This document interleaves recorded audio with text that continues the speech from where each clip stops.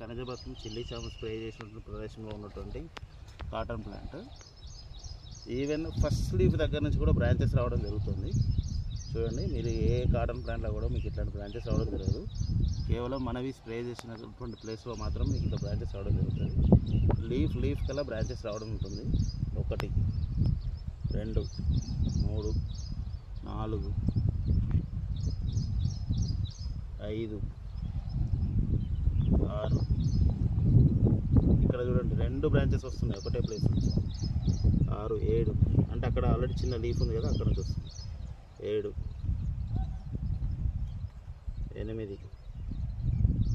9 10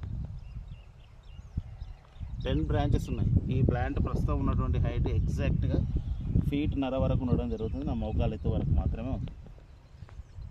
చూడండి friends, leaf size కూడా మీరు స్ప్రే చేసిన దగ్గరికి స్ప్రే చేయని దగ్గరికి నేను చూపిస్తాను.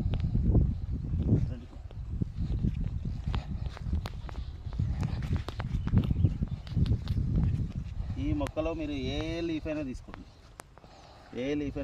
ఈ సైజులో ఏ లీఫ్ కూడా లేదు. చూడండి,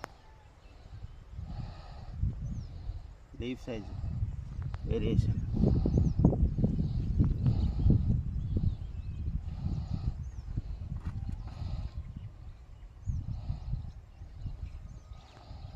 ఓకే, థ్యాంక్ యూ అండి.